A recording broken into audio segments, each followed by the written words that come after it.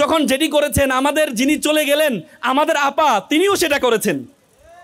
তিনি আমাদের piece TV, piece school যেগুলো ছিল সেগুলোকে নিষিদ্ধ করেছেন এবং ডাক্তার জাকির নায়েককে বাংলাদেশে আসার জন্য উনি বাধা প্রদান করেছেন, বাংলাদেশও নিষিদ্ধ করেছিলেন। আজকে নতুন বাংলাদেশ পাওয়ার পরে যখন ওনাকে ইনভাইট করা হলো, তখন আমাদের পার্শ্ববর্তী দাদারা গা জ্বলা শুরু হয়েছে। ওনারা বলেছে উনি নাকি ওয়ান্টেড পারসন, উনি নাকি ওনাকে নাকি ইন্ডিয়ার হাতে তুলে দেওয়ার জন্য। বাবা রে বাবা, তা আমাদের ওয়ান্টেড পারসন, আমাদের কেন আপনি রাষ্ট্রীয় মর্যাদা দিয়ে এত আরাম করে রেখেছেন? আপনি যদি আমাদের ওয়ান্টেড পারসনকে যদি আপনি রাষ্ট্রীয় মর্যাদা দিয়ে রাখতে পারেন, ডাক্তার জাকির নায়েককেও আমরা রাষ্ট্রীয় মর্যাদা দিয়ে রাখবো ইনশাল্লাহ।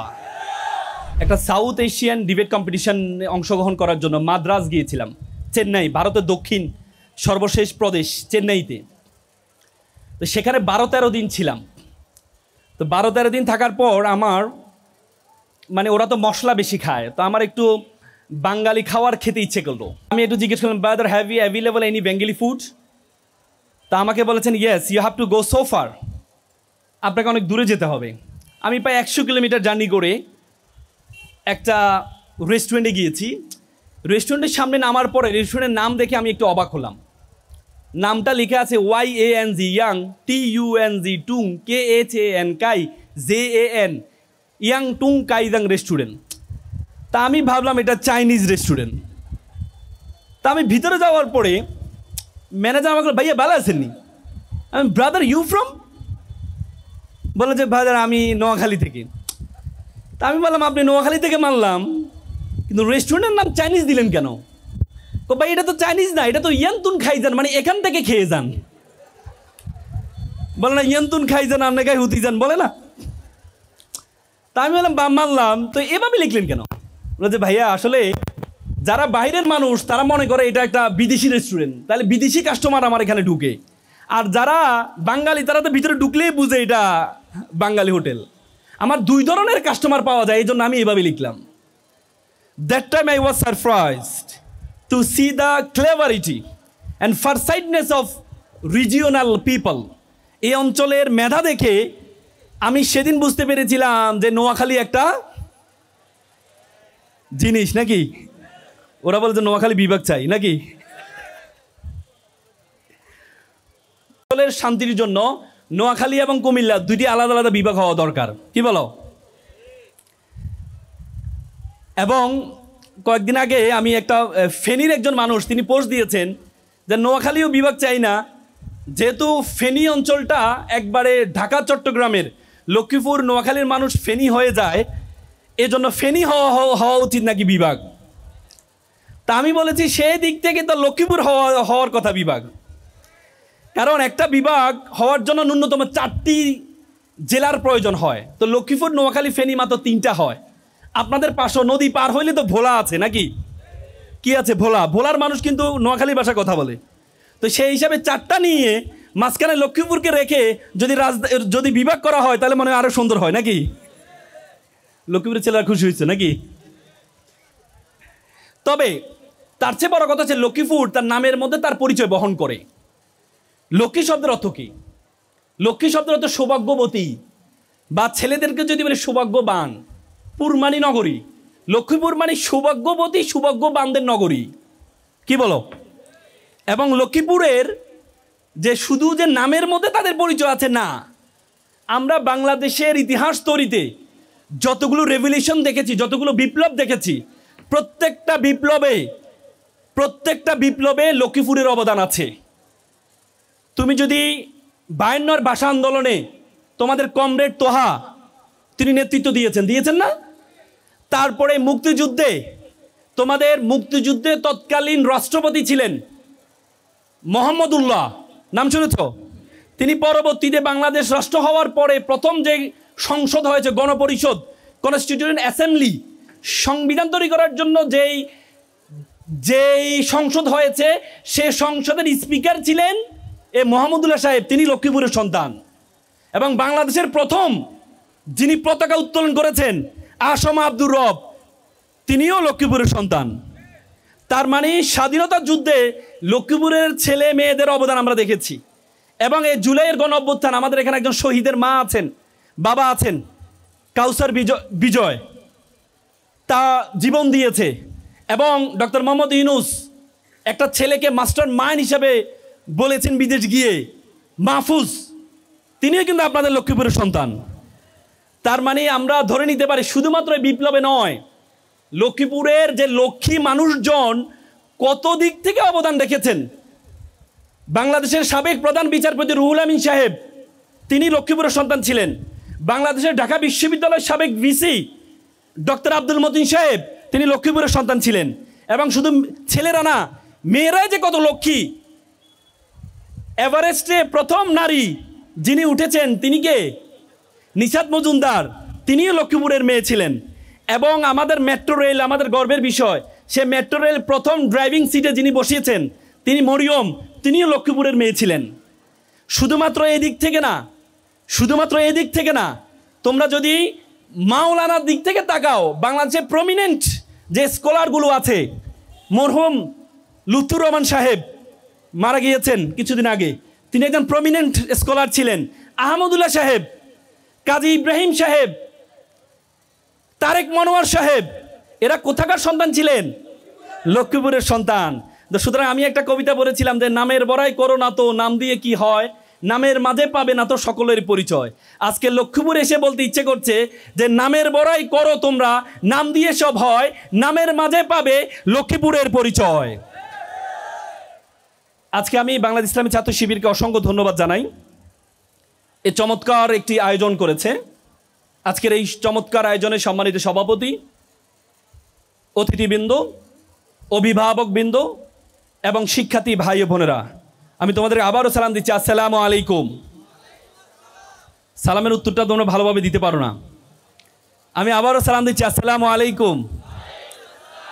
আল্লাহ রাসূল একটি চমৎকার কথা বলেছেন যে আল্লাহ রাসূল বলেছেন আসসালামু কাবলাল কালাম, তুমি যখন কথা বলবা তার পূর্বে সালাম দিবা। কথার পূর্বেই সালাম দেওয়ার কথা বলেছেন। এবং সালাম এমন একটি ইউনিক, এমন একটি ইউনিক সম্ভাষণ, একটা ইউনিক। পৃথিবীতে যত ধর্ম দেখবা, পৃথিবীতে যত রাষ্ট্র দেখবা, যেমন ওয়েস্টার্নরা তারা বলে হচ্ছে হ্যালো, বা তারা কারোর সাথে দেখা হলে হাই বলে। আবার কখনো বলে যে বিশ্রাম কাজের অঙ্গ, একসুতে গাথা, বিশ্রাম না হলে সকল কাজ বৃথা। এতক্ষণ ধরে কথা শুনছো, যদি একটু বিশ্রাম না হয় খারাপ দেখা যায় না? হ্যাঁ, কি বলো? আর দেখবা যেখানে ভালো কাজ হবে সেখানে যদি শয়তান না আসে তাহলে বুঝতে হবে এটা ভালো কাজ না। বুঝো নাই? দেখবা মসজিদে গেলে বা যে কোনো তোমরা ভালো কাজে যাবা, সেখানে ঘুম আসে। কেন ঘুম আসে? কারণ ভালো কাজে শয়তান থাকবেই। আর যদি ভালো কাজে শয়তান না থাকে তাহলে বুঝতে হবে এটা ভালো কাজ না। বুঝতে পেরেছো? তো এই জন্য কারেন্টও, শয়তান কারেন্টের মধ্যে ঢুকে তোমাকে ঠকাচ্ছে আর কি। আচ্ছা, তোমাদেরকে আমি যেটি বলছিলাম যে সালামের মতো ইউনিকনেস, এত সুন্দর সম্ভাষণ যে তুমি যখনই সকালে দেখা হলেও সালাম দিবা, দুপুরে দেখা হলেও সালাম দিবা, বিকেলে দেখা হলে সালাম দিবা। আর ওয়েস্টার্নরা বলে সকালে দেখা হলে গুড মর্নিং বলতে হবে, দুপুরে দেখা হলে গুড নুন বলতে হবে, বিকেলে দেখা হলে গুড আফটারনুন বলতে হবে, সন্ধ্যায় দেখা হলে গুড ইভিনিং বলতে হবে, রাতে দেখা হলে গুড নাইট বলতে হবে। তার মানে সালাম সবসময় একই রকমই থাকে। এবং হ্যালো, যারা হ্যালো বলে, ফর্মাল ভাষায় হ্যালো বলতে হবে, আর ইনফর্মাল ভাষায় হাই বলতে হবে। বন্ধুদের সাথে হাই বলতে হবে, আর ফর্মালি বলতে হলে হ্যালো বলতে হবে। এবং হ্যালোর ইতিহাস যদি অনেকে অনেকভাবে ব্যাখ্যা করে, এটাকে অনেকভাবে, হ্যালোর ইতিহাস যিনি প্রথম টেলিফোন আবিষ্কার করেছেন, আলেকজান্ডার দ্য গ্রাহাম বেল, তার একজন গার্লফ্রেন্ড ছিলেন ম্যাগ্রাসেট হ্যালো। তিনি প্রথম যখন আবিষ্কার করলেন তখন প্রথম ডেকে তার গার্লফ্রেন্ডকে ডেকেছেন হ্যালো বলে। তখন থেকে মোবাইল ধরলে আমরা বলি হ্যালো। এবং তুমি যদি আমাদের হিন্দু ধর্মের দিকে তাকাও, হিন্দু ধর্মে কেউ বলে নমস্কার, কেউ বলে আদব, কেউ বলে জয় শ্রীরাম, কেউ বলে রাধে রাধে, কে বলে হরে কৃষ্ণ। মানে এক একজন যে এক একজনের কি বলে উপাস্যকে মানে তারা এক এক রকম সম্ভাষণ করে। কিন্তু সালাম হচ্ছে একটা ইউনিকনেস।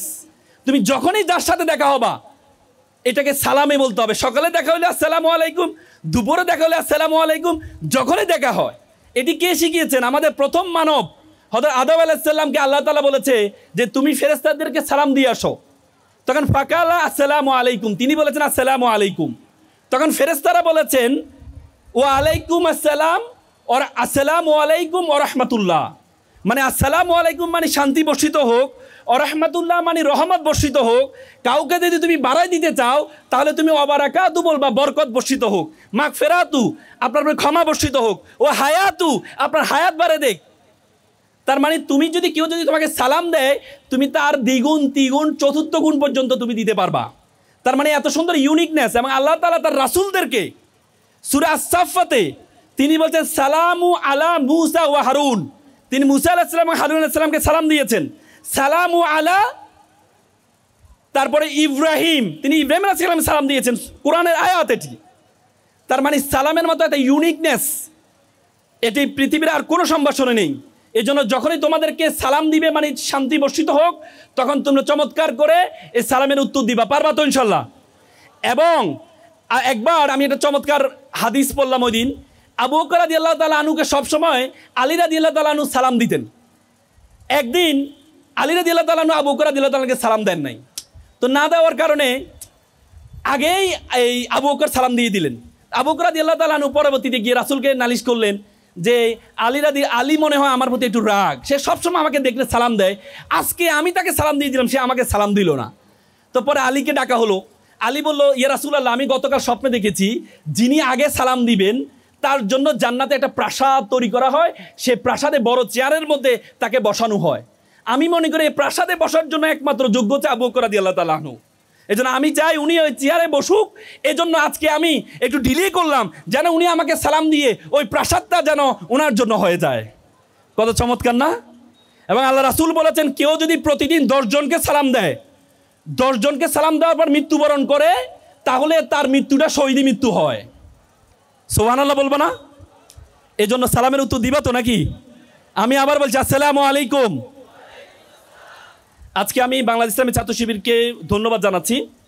চাইনিজরা একটা প্রবাদ বলেন, তুমি যদি 1 বছরের ফলাফল চাও তাহলে তুমি মাছ চাষ করো, তুমি যদি 10 বছরের ফলাফল চাও তাহলে তুমি গাছ রোপণ করো, আর তুমি যদি 100 বছরের ফলাফল চাও তাহলে তুমি মানুষ চাষ করো।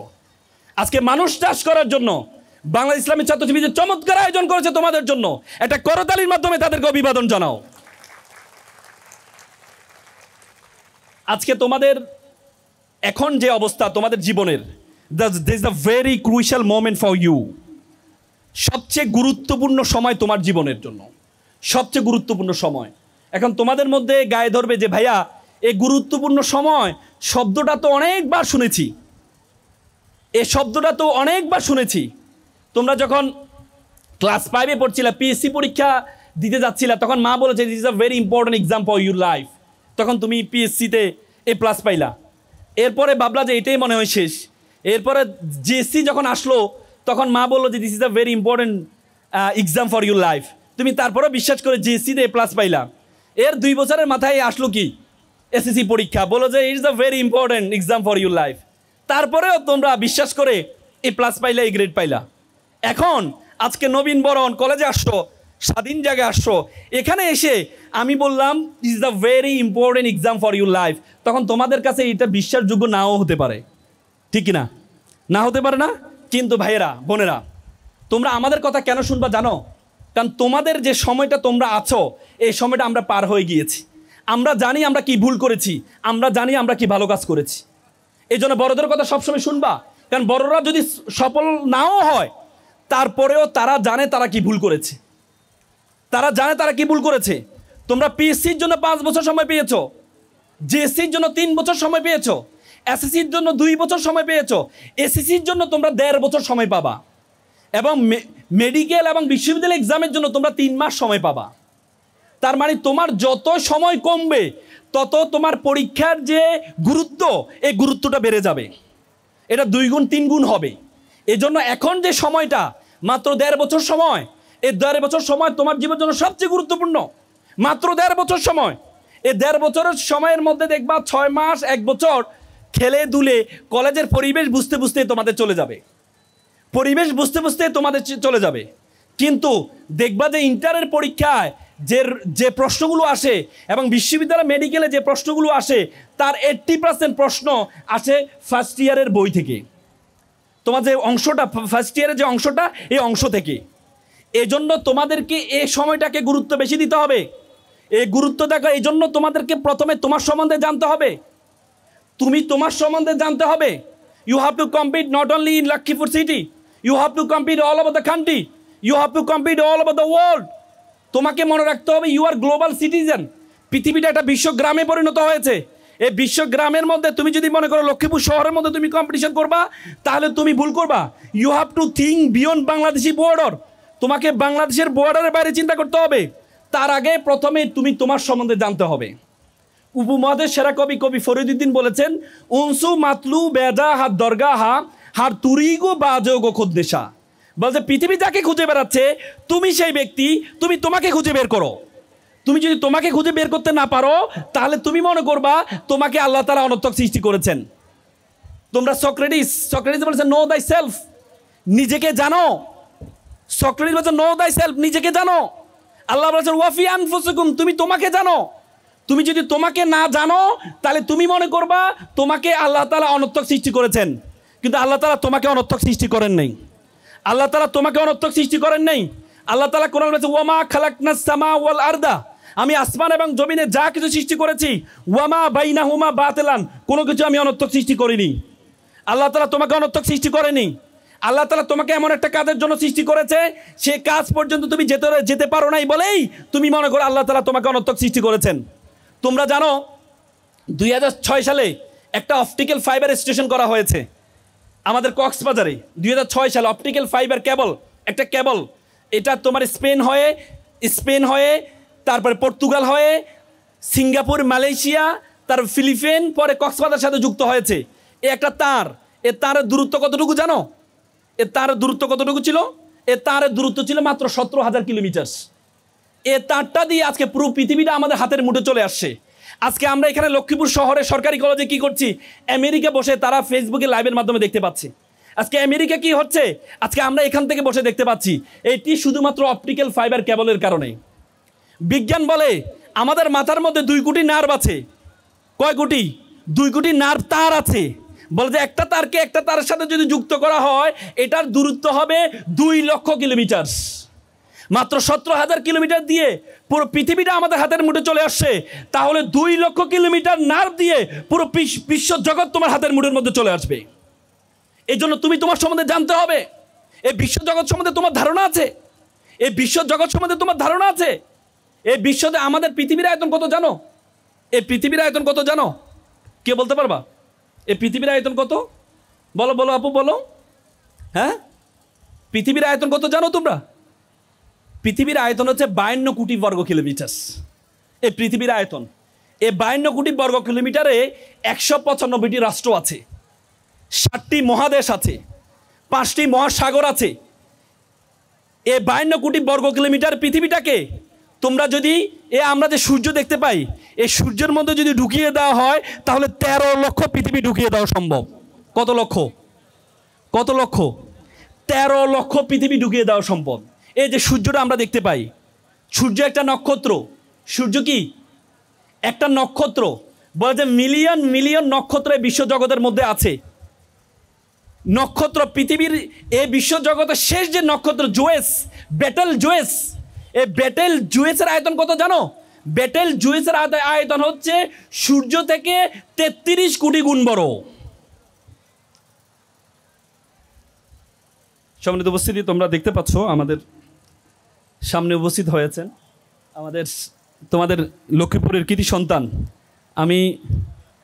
আমি তোমাদেরকে শুরুতে বলেছি যে লক্ষ্মীপুরে এমন কিছু লক্ষ্মী মানুষ তৈরি করেছে, বাংলাদেশের ইতিহাস পরিবর্তন করার জন্য এমন কিছু লক্ষ্মী মানুষ তৈরি করেছে। সে লক্ষ্মী মানুষের মধ্যে একজন হচ্ছে ডক্টর রেজাউল করিম ভাই। তিনি তোমাদের যে আজকে যে ছাত্র শিবিরের যে আয়োজন করেছে, সে বাংলা ইসলামী ছাত্র শিবিরের সাবেক কেন্দ্রীয় সভাপতি ছিলেন, তোমাদের লক্ষ্মীপুরের কৃতি সন্তান। ওনার বিষয়ে যদি বলতে হয়, ছোটোবেলা একটা কবিতা বলেছিলাম যে চাঁদ নয় সূর্য নয়, নয় তুমি পাহাড়ি ঝর্ণা, যদি বলি ফুল তাহলে হবে ভুল, তুমি তোমার তুলনা। আজকে রেজাউলবার জন্য বলতে পারি আমরা, চাঁদ নয় সূর্য নয়, নয় আপনি পাহাড়ি ঝর্ণা, যদি বলি ফুল তাহলে হবে ভুল। ডক্টর রেজাউল করিম ভাই, আপনি আপনার তুলনা, আপনি আপনার তুলনা। আমি আরেকটি কবিতা পড়েছিলাম, তুমি চেয়েছিলে জানতে কেন এত ভালো লাগে তোমাকে। আমি বহুবার উত্তর খুঁজেছি, তার উত্তর এখনও খুঁজে পাইনি। ওনাকে কেন ভালো লাগে আমি ছাত্র জীবন থেকে খোঁজার চেষ্টা করছি, এখনও খুঁজে পাইনি। তো সে একজন ব্যক্তিত্ব, তোমাদের লক্ষ্মীপুরের সন্তান, এই জন্য তোমরা লক্ষ্মীপুরবাসী গর্ব করতে পারো। আমি তোমাদেরকে বলছিলাম যে আল্লাহ তাআলা এই পৃথিবীতে যে 2 কোটি নার্ভ তোমার মাথার মধ্যে আছে, সেই 2 কোটি নার্ভ দিয়ে পুরো বিশ্বজগৎ তোমার হাতের মুঠোর মধ্যে চলে আসবে। এই বিশ্বজগতের মধ্যে এই পৃথিবীর আয়তন হচ্ছে 52 কোটি বর্গ কিলোমিটার। এই 52 কোটি বর্গ কিলোমিটার সূর্যের মধ্যে যদি ঢুকিয়ে দেওয়া হয়, তাহলে 13 লক্ষ পৃথিবী ঢুকিয়ে দেওয়া সম্ভব। 13 লক্ষ পৃথিবী। সূর্য একটা নক্ষত্র। এই নক্ষত্র এভাবে মিলিয়ন নক্ষত্র আছে বিশ্বজগতের মধ্যে। বললাম যে সর্বশেষ যে নক্ষত্রটি, এই নক্ষত্রটি হচ্ছে বেটেল জুয়েস। এই বেটেল জুয়েসের যে আয়তন, বেটেল জুয়েসের আয়তন হচ্ছে সূর্য থেকে 33 কোটি গুণ বড়। তার মানে এই বিশ্বজগতের মধ্যে আল্লাহ তাআলা তোমাকে বলেছে কুনতুম খায়রা উম্মাত। তোমাকে বলেছে you are the best nation, you are the noblest nation. আমাকে বলেছেন আশরাফুল মাখলুকাত, সৃষ্টির সেরা জীব। এই বিশ্বজগতে যা কিছু আছে সব কিছু আমাদের জন্য সৃষ্টি করেছেন আল্লাহ তাআলা বলছে হুয়াল্লাযী খালাকা লাকুম মা ফিল আরদি জামিআ। আল্লাহ তাআলা কোরআনে বলেছেন আমি যা কিছু আছে সব কিছু আমি তোমার জন্য সৃষ্টি করেছি। আর তোমাকে আমি সৃষ্টি করেছি ওয়া মা খলাকতুল জিন্না ওয়াল ইনসা ইল্লা লিয়াবুদুন। আর আমি তোমাকে সৃষ্টি করেছি শুধুমাত্র আমার ইবাদত করার জন্য। I created everything for you and you are created only for worship of almighty. শুধু তোমাকে আল্লাহ তাআলার ইবাদত করার জন্য সৃষ্টি করেছেন। What is the meaning of ইবাদত? What is the meaning of worship? ইবাদতের সংজ্ঞা কি? ইবাদতের ওয়ার্শিপ কি? সবচেয়ে বড় ইবাদত হচ্ছে জ্ঞান অর্জন করো, পড়াশোনা করো। সবচেয়ে বড় ইবাদত আল্লাহ তাআলা নামাজের কথা কোরআনে 82 বার বলেছেন। 82 বার আল্লাহ তাআলা জ্ঞান অর্জন করার কথা বলেছেন। ইসলামের প্রথম স্লোগান সেটি ছিল ইকরা, পড়ো। আল্লাহ রাসূলকে প্রথম যেটি বলেছেন সেটি হচ্ছে পড়ো। তার মানে পড়াশোনা এটা সবচেয়ে বড় ইবাদত। আজকে তোমরা পড়াশোনা করছো, এটা তোমাদের একটা ইবাদতের অংশ। এই ইবাদতের অংশেই আল্লাহ তাআলা রাসূলকে বলেছেন কুল হাল ইয়াস্তাবিল্লাযীনা ইয়ালামুনা ওয়াল্লাযীনা লা ইয়ালামুন। আল্লাহ রাসূল বলেছেন who knows and who doesn't know all are not same. যে জানে আর যে জানে না সে সমান হতে পারে না। তো সুতরাং তোমরা যে পড়াশোনা করছো, পড়াশোনা করে এই দেশের জন্য তোমরা একটা ভালো কিছু নিয়ে আসবা। কিন্তু সমস্যা হচ্ছে আমরা পড়াশোনা করতে গেলে আমাদেরকে বলে যে গাধা সন্তানটা। শিক্ষক আমাকে বলে গাধা, মা বলে গাধা, বলে না? গাধা ইংরেজি কি বলো তো? এস। গাধা ইংরেজি কি? এস। এসের সাথে তুমি যদি ইটি যোগ করো, ইটি, তাহলে কি হবে? E for education, T for transparency. Education এবং ট্রান্সপারেন্সি তুমি যদি যুক্ত করো, তাহলে যে গাধাটি তোমাকে সম্বোধন করা হয় সে গাধাটি অ্যাসেটে পরিণত হবে, সম্পদে পরিণত হবা। এজন্য তোমাদের আজকে আমাদের বাংলাদেশে ডাক্তারের কোনো অভাব নেই, আজকে আমাদের দেশের পলিটিশিয়ানের কোনো অভাব নেই, আজকে আমাদের দেশের রাজনীতিবিদদের কোনো অভাব নেই। কিন্তু আজকে আমাদের দেশে সবচেয়ে বড় অভাব হচ্ছে কি? সবচেয়ে বড় অভাব কি? সৎ দক্ষ রাজনীতিবিদের, সৎ দক্ষ ডাক্তারের, ইঞ্জিনিয়ারের, আইনজীবীর। আজকে লক্ষ্মীপুরের অনেক প্রশংসা আমি শুরুতে করেছি, নোয়াখালী অঞ্চলের আমি প্রশংসা করেছি, কিন্তু নোয়াখালী অঞ্চলের একটু নেগেটিভ দিক আছে। বলে যে beauty can not escape of calamity. সৌন্দর্য কখনো কলঙ্ক থেকে মুক্ত থাকতে পারে না। নোয়াখালী অঞ্চলের একটা কলঙ্ক আছে। নোয়াখালী মানুষরা জ্ঞানের দিক থেকে অনেক বেশি। সক্রেটিস একটা চমৎকার কথা বলেছে, education makes a good man worse and good man better and bad man worse. শিক্ষা ভালো মানুষকে ভালো করে আর খারাপকে আরও খারাপ বানায়। আজকে তোমাদের নোয়াখালী অঞ্চলে দেখতে পাই মসজিদে যদি কোরআনের কথা বলা হয়, মসজিদে যদি কোরআন তেলাওয়াতের প্রোগ্রাম আয়োজন করা হয়, সেখানে বল্লম দিয়ে, ব্রাউনবাড়িয়া যে বল্লম ব্যবহার করে সে বল্লম দিয়ে তোমাদের এলাকায় আক্রমণ করা হয়। This is matter to regret. তোমাদের এলাকায় সেটি করা হয়। আজকে মহিলারা যদি নিজস্ব পর্দার মধ্যে কোরআন তেলাওয়াত করে, ইসলামের পথে মানুষকে ডাকে, সেখানে ভিডিও লাইভে এসে লাইভ করা হয় এবং তাদেরকে শ্লীলতাহানি করা হয়। কি this is the matter to regret. এটি খুবই দুঃখজনক বিষয়। মনে রাখবা, এই পৃথিবীর ইতিহাসে যারা এই কোরআনের কথা বলেছে, ধর্মের কথা বলেছে, তারা লাঞ্ছিত অপমানিত হয়েছে, লাঞ্ছিত অপমানিত হয়েছে। তোমরা আমাদের পার্শ্ববর্তী রাষ্ট্রের দিকে তাকাও। এই মোদী সরকার যখন প্রথম আসে, ডাক্তার জাকির নায়েক তিনি একজন স্কলার ছিলেন, তিনি বিভিন্ন ধর্মের থেকে পড়াশোনা করেছেন, বিভিন্ন ধর্মের আলোচনা করেন, কিন্তু পরবর্তীতে তাকে বলা হয় তিনি উগ্রতা ছড়াচ্ছেন, তিনি ধর্মীয় অবমাননা করছেন। এই জন্য তার যে পিস টিভি ছিল সেটিকে নিষিদ্ধ করা হয়েছিল, নিষিদ্ধ করে তাকে দেশ থেকে বের করে দেওয়া হয়েছিল, হয় নাই? আর সে জাকির নায়েক যখন যেটি করেছেন, আমাদের যিনি চলে গেলেন আমাদের আপা, তিনিও সেটা করেছেন। তিনি আমাদের পিস টিভি, পিস স্কুল যেগুলো ছিল সেগুলোকে নিষিদ্ধ করেছেন এবং ডাক্তার জাকির নায়েককে বাংলাদেশে আসার জন্য উনি বাধা প্রদান করেছেন, বাংলাদেশও নিষিদ্ধ করেছিলেন। আজকে নতুন বাংলাদেশ পাওয়ার পরে যখন ওনাকে ইনভাইট করা হলো, তখন আমাদের পার্শ্ববর্তী দাদারা গা জ্বলা শুরু হয়েছে। ওনারা বলেছে উনি নাকি ওয়ান্টেড পারসন, উনি নাকি ওনাকে নাকি ইন্ডিয়ার হাতে তুলে দেওয়ার জন্য। বাবা রে বাবা, তা আমাদের ওয়ান্টেড পারসন, আমাদের কেন আপনি রাষ্ট্রীয় মর্যাদা দিয়ে এত আরাম করে রেখেছেন? আপনি যদি আমাদের ওয়ান্টেড পারসনকে যদি আপনি রাষ্ট্রীয় মর্যাদা দিয়ে রাখতে পারেন, ডাক্তার জাকির নায়েককেও আমরা রাষ্ট্রীয় মর্যাদা দিয়ে রাখবো ইনশাল্লাহ। বাংলাদেশের